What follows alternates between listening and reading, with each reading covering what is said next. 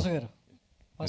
So first of all చాలా చక్కటి cinema ఇచ్చారు. అమలాపురం ఒడ్డున అరిటాకు వేసేసి చక్కగా కావాల్సినన్ని వడ్డించినట్టుంది. అసలు ప్రతి సినిమా అంటే మనకు తెలుగు సినిమాలో హీరోతో పాటు పక్కన ఉన్న క్యారెక్టర్స్ ఎంత నవ్విస్తే ఆ సినిమా ఆడియన్స్కి అంత వెళ్తుంది. ఆ సినిమాకు పేరుతో పాటు కలెక్షన్స్ కూడా బాగుంటాయని మీ గత వారం సినిమా కావచ్చు, ఈ సినిమా కూడా నిరూపించింది. అయితే మీ బ్యానర్ నుంచి వచ్చేటువంటి సినిమాలు, సో ఇప్పుడు మీరు ఇందాక అన్నట్టు క్యాస్టిజం ఇండస్ట్రీలో లేకున్నా ప్రాంతీయ భావం అయితే ఉంది, అది కనబడుతుంది. సో ప్రాంతీయ భావం అంటే ఇటు మీరు ఆంధ్ర సైడ్ అమలాపురం సైడ్ సినిమాలు తీసినట్టే తెలంగాణ ప్రాంతం ఉన్నటువంటి కథలు ఏమైనా మీ దగ్గరకు వస్తున్నాయా? అవి ఎందుకు మీరు తీసుకురావట్లేదు? ఆల్రెడీ ఇప్పుడు రన్ అవుతుంది సినిమా ఒకటి, ఇంకా అనౌన్స్ చేయలేదు నేను, మిత్రమండలి అని.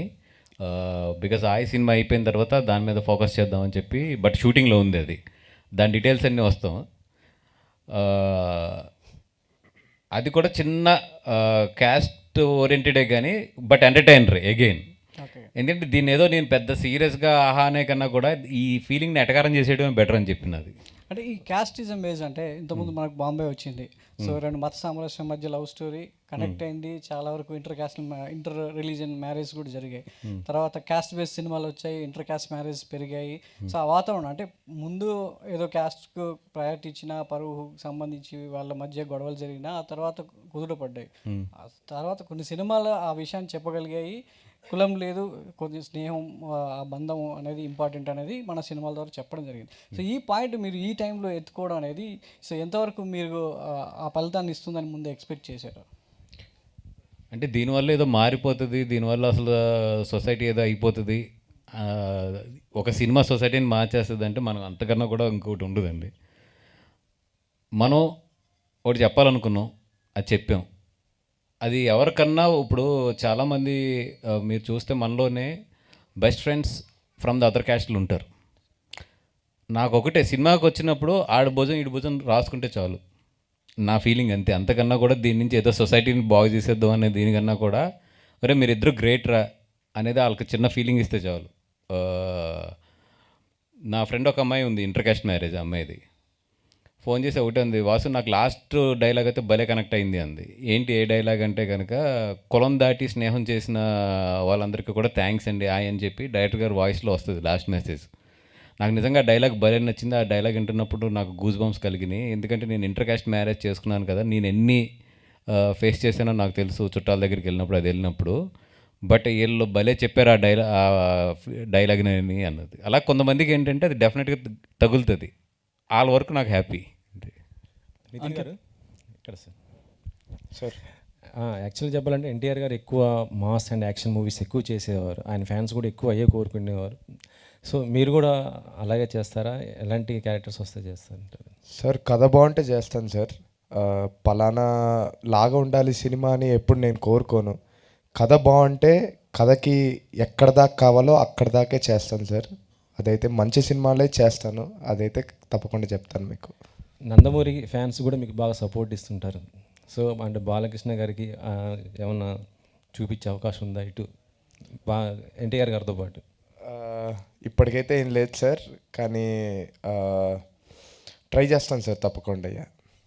అంకిత్, ఒకటి ఎవ్రీ వీక్ మీకు ఒక సినిమా వస్తుంది. లాస్ట్ వీక్ కమిటీ కుర్రాళ్ళు, ఇప్పుడు ఇది నెక్స్ట్ వీక్ కూడా ఉంది. ఏంటి ప్లానింగ్ ప్రకారం చెప్పించుకున్నావా ఏంటి? దిష్టి కొట్టకండి సార్. లేదు సార్, అలా ఏం లేదు, అనుకోకుండా అలా జరుగుతుంది. I'm just happy and I hope August month నాకు కెరియర్లో ఒక స్ట్రాంగ్ పిల్లర్ అవుద్ది అనుకుంటున్నాను. Thank you. హీరో అండ్ లేదు సార్, నన్ను కలిపేశారు దాంట్లో. యాక్చువల్లీ కమిటీ కుర్రోళ్ళకి ఆయన మంచి బ్యాక్ బోన్ ఉండేసి బాగా సపోర్ట్ చేశాడు.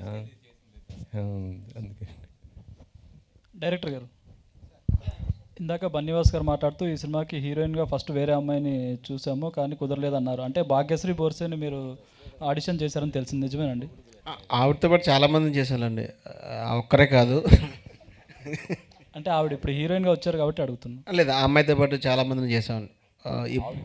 ఆవిడ సంబంధం. అంకిత్ గారు, అంటే మీరు ఇంతకుముందు చేసిన సిరీస్లు లేదంటే సినిమాలతోటి మీకు తెలియకుండానే ఒక సోఫిస్టికేటెడ్ ఇమేజ్ వచ్చేసింది. ఇందాక వాసు గారు చెప్పింది కూడా అదే, చిత్రం చేయగలడా లేదనే కూడా వచ్చేసింది.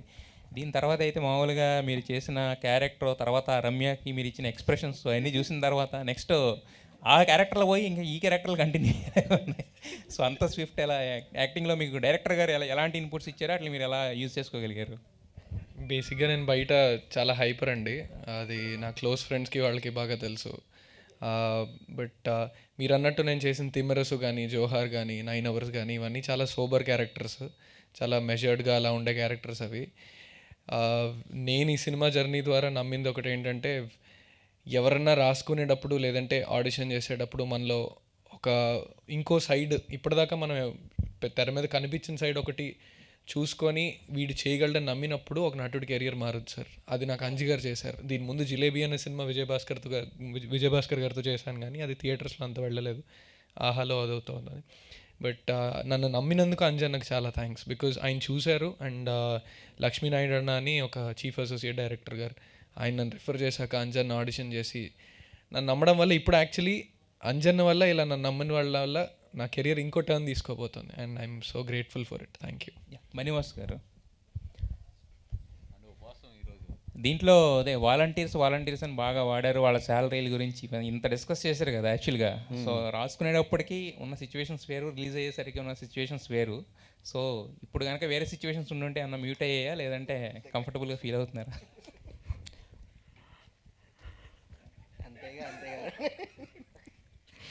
అంతేగా, అంటే అలాగని లేదు. Volunteers is also a part of system. ఇప్పుడు మనం చాలా కథల్లో ఎంఆర్ఓల గురించి, ఆర్డీఓల గురించి, పోలీసెస్ గురించి, లేదా మినిస్టర్ల గురించి, పొలిటీషియన్స్ గురించి, సీఎంల గురించి కూడా రాస్తాం క్యారెక్టర్లో. All these are part of characters, part of cinema. తప్పితే అలా కాదని వాళ్ళ సినిమా నుంచి బయటికి మేము స్పెషల్ అని చూస్తే అది నా దగ్గర దానికి ఆన్సర్ లేదు. సొసైటీలో ఉన్న క్యారెక్టర్స్ నుంచి ఎప్పుడో ఒక కథ రాస్తాం, అట్లాగే వీళ్ళు కూడా సొసైటీలో ఒక క్యారెక్టర్సే కాబట్టి దాని నుంచి ఏదో సరదాగా రాసుకుని వెళ్ళిందే తప్పితే అది పర్టికులర్గా ఏదో మరి అలాంటప్పుడు ఆ వాలంటీరే కదా లాస్ట్లో ఫ్రెండ్ గురించి అంత నిలబడింది కూడా, ఆ పాజిటివ్ యాంగిల్ కూడా ఉంది కదా. అది సార్ దానికి కంటిన్యూషన్ ఇంకో క్వశ్చన్. ఈ కథ 2 సంవత్సరాల క్రితం లాక్ అయింది కదా, 3 సంవత్సరాల క్రితం లాక్ అయింది. కానీ లాస్ట్ ఎలక్షన్స్లో, ఆంధ్రప్రదేశ్ ఎలక్షన్స్లో పవన్ కళ్యాణ్ గారు వాళ్ళు వాడినప్పుడు కొన్ని ఇవి వాడారు. వాళ్ళకైనా వినిపించారా కదా, అంటే ఈ వాలంటీర్ సిస్టమ్ని అక్రమ సంబంధాల కోసం వాడుకుంటున్నారని ఒకటి వచ్చింది. ఇంకొకటి టూ మచ్, అసలు ఇది తప్పదు, వద్దులే.